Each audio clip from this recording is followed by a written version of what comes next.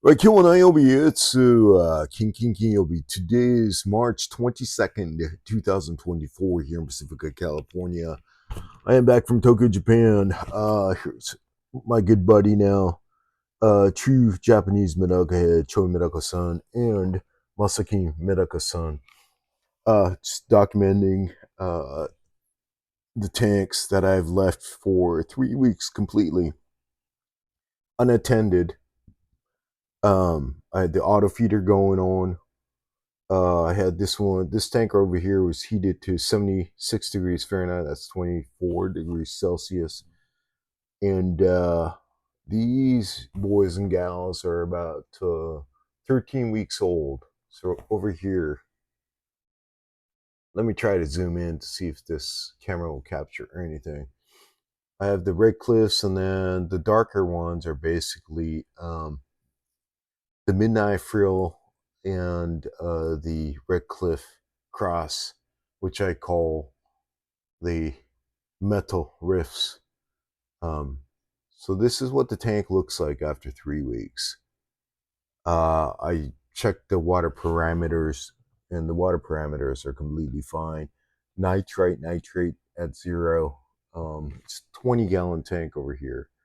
Probably like 30 plus little juveniles. Here's my finger. Here's the size.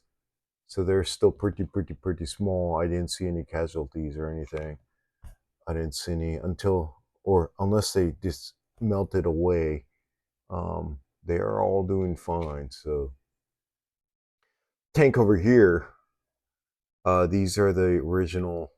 That's the Midnight Frill Lame female, the only one that I have left. I have the Red Cliff, one male, two females from the original import that I did, or I got from Sakura Medaka-san back in August of 2023. So I left them alone in this 40-gallon tank right here. Same setup, sponge and all that stuff. Down here, let me see. These are all Red Cliff babies. These are what is so the difference with between the ones from upstairs and here. I don't have any heaters over here, so it's all room temperature. That's 69 degrees Fahrenheit. It's about 20 degrees Celsius. They are about 5 months old at this point, and as you could see, if this thing will focus, since I don't have the heater, their growth rate is a lot slower compared to the younger ones that I have upstairs. Um, but the reason why I like doing this is once you heat them up, their bodies grow, but their internal organs do not.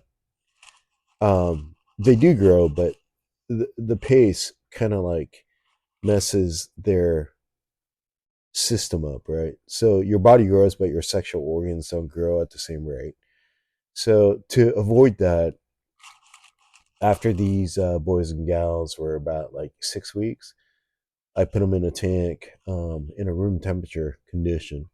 So I'm just going to experiment to see how they do compared to the ones that I have in a heated environment. So I'm waiting for this to focus, but hopefully it will. If it doesn't, man. Oh boy. By the way, these things are freaking reliable. These are the auto feeders that I was using over here. I don't even know if they're up, but yeah, they are. My blue glars, they all survived. From what I could see, I didn't lose um, any of my fish during my 3 weeks of absence. Um, So let me just take a real quick sip. The best beer of the day is a beer that like you're completely jet lagged and you don't even know what time zone you are in. It's weird when I'm sleeping over here. When I'm back here in the U.S. and when 7 p.m. hits Tokyo time, my body tells me I need to drink a brewski. Now I'm back over here. It's time for me to really drink a brewski. Um, so 24 hours, pretty much, my body's telling me that I need to enjoy a brewski. So the best beer of the day is a beer that you are drinking while you are completely under the influence of the jet lag. So come by Jinjin Chayo, all you Medaka heads. Oh boy. Oh yeah. So I think what I'm going to do is I bought a bunch of things. I don't have with me, but a bunch of food, bunch of products from Japan, and I'll probably end up showcasing those in the next couple weeks and whatnot. At the same time, I will narrate what I experienced back in Japan. Oh, I put up 2 videos while I was in Japan, and one of them was a walkthrough. I didn't talk about, I didn't narrate anything just because, to be honest, man, I was so hungover and the place was so hot. The location, instead of heating up each of the tanks, the entire shop was heated to probably 90 plus degrees Fahrenheit. And I was just like, oh boy, I do my sake the night before, and then I was there, and I was like, oh gosh. So, but that being said, behind the scenes, man, we spent about an hour and a half, and he was like telling me about his techniques of how he maintains his medakas indoors. There's a lot of things that he does put in the water to keep them up and running, which is pretty fascinating stuff, man. I love all that stuff. And Choi Medaka is the place. It's kind of like a izakaya, but next door is his Medaka shop. And I gotta tell you, man, it was pretty, pretty awesome. And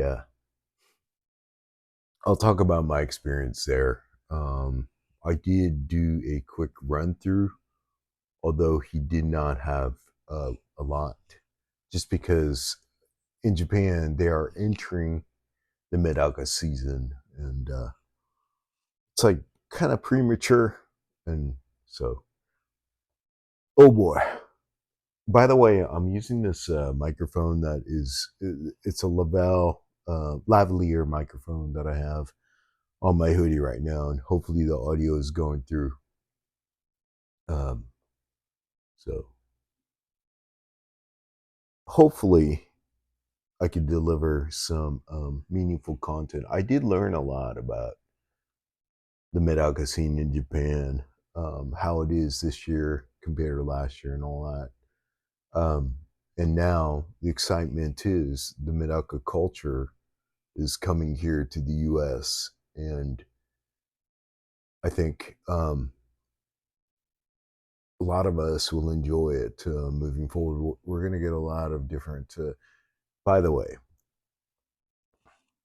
I know a lot of people got eggs through eBay, a lot of different strains and all that. And I don't want to babble on, but just try to educate yourself as much as possible. When you're purchasing Medakas, because we are at crazy land right here in the USA right now. There's a lot of eggs that came here real breeders in Japan will not sell eggs or let go or ship eggs for obvious reasons. They want to make sure that their breed, they need to witness what they are shipping out to make sure that their bloodline is what they represent. Because think about it, for us who are seeing all these gorgeous Medakas, but it's taken 5, 7, 10 years for these Medakas to develop to this point, right? And so, as a true breeder, a creator of these hybridized Medakas, you're not going to just say, oh, I got eggs, I'm going to sell them out and I am going to ship them, or I have all these offsprings that are kind of like lame, and just say, oh, this is one of my babies. No, it's not like that.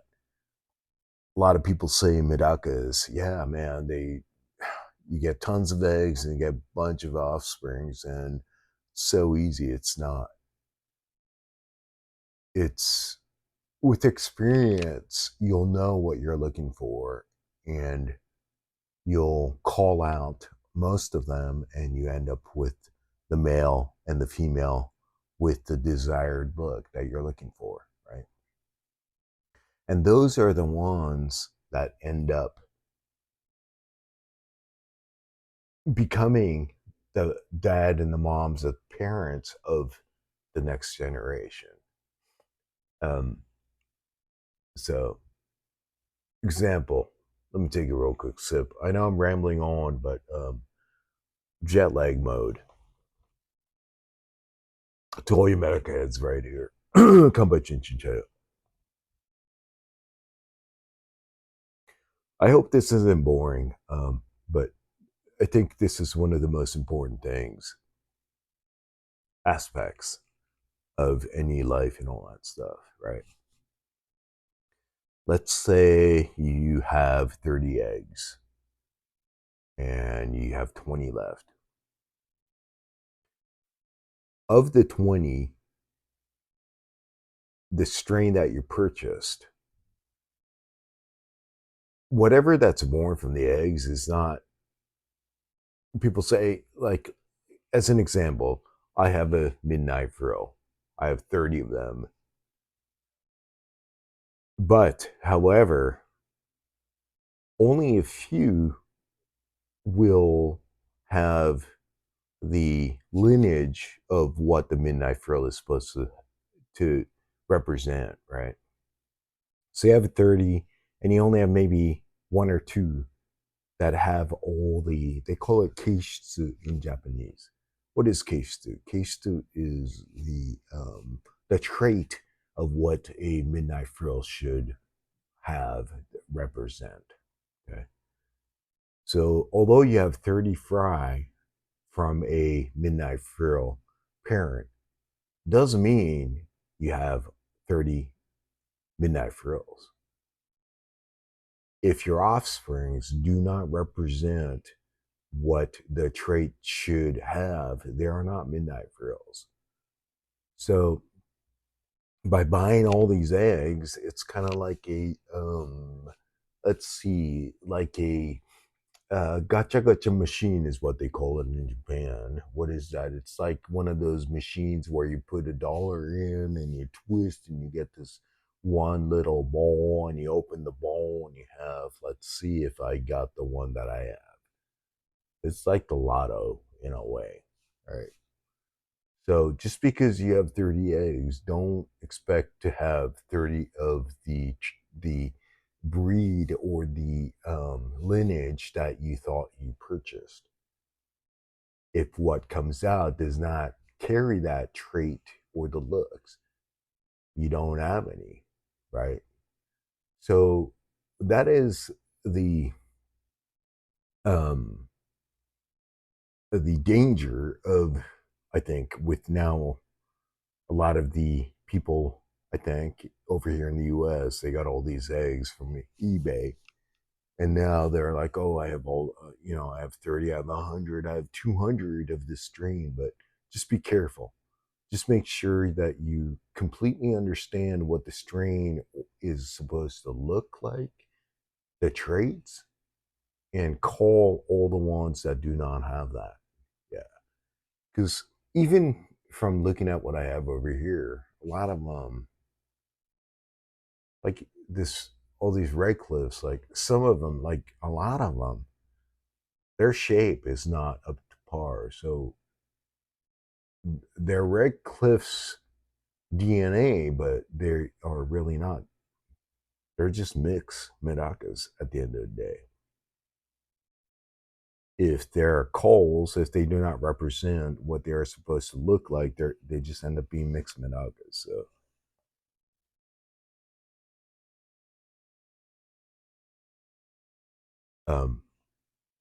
it's kind of long, but I think I think it is really important to make sure that we all know that we are what we are purchasing when we are purchasing Medakas from people, hobbyists. It's really new over here in the US, but at the same time, it's really important to understand the importance of making sure that you carry on the proper trait when you are saying that you have a certain lineage or breed. Even if you get it from the best, even if you get it from Tarumi-san in Japan. Tarumi-san he's a hobbyist, but he develops like the newest breeds and all that. But even for him, he basically selects the one that he is dictating that this is my fromage. It's fromage is one of his newest ones, right? If it doesn't have that look, regardless, it's not a fromage. It may come from the same dad or mom, but if it doesn't have that trait that he's looking for, it's not a fromage. It's just a mix Medaka. So, all right. Just wanted to document what the tanks look like after 3 weeks of auto feeder, heater in this one. There's a lot of stuff growing over there. After 3 weeks, I am going to do a water change tomorrow, but I'm not going to do a huge water change. I'll probably do a 25%. The thing with Medakas, they're really strong, but make sure that the when you introduce new water, right, the water chemistry changes. You want to make sure that it's gradual. So instead of doing, because a lot of people may just say, hey man, I've been gone for 3 weeks, let me do like a 50% or a 80% water change. But when you do that, regardless of how bad this water is, you're changing the water parameters. That puts a lot of stress on the Medakas here. So instead of doing that, what I'm going to do is I'm going to probably change like 25%, and then a few days later I'll do another 25%. So they're gradually introduced to the fresh new water, without creating any type of stress and all that. Because Medakas, man, they can adapt to different water parameters. But if you do sudden changes, especially temperature changes, man, it really gets them. And it, a lot of times, they'll become weak and they'll end up dying. So, all right, I know I babbled on 19 minutes and 24 seconds. Yeah, man, jet lagged. Brewski's feeling so fine. So hopefully, there was some information that was useful for all you Medaka heads out there. Domo arigato for tuning in to this, I don't know, the beer-filled Medaka moment, all you Medaka heads. DMs and all that, I am on Instagram MedakaMetal, and all that. And again, thank you again for Choi Medaka-san. Thank you again for Masaki Medaka. And then there's another video that I put up. It's an awesome store. Medaka Factory Edo. All right, so love all you guys. We'll do it again next time. And all right, maybe we'll do it again tomorrow. Out.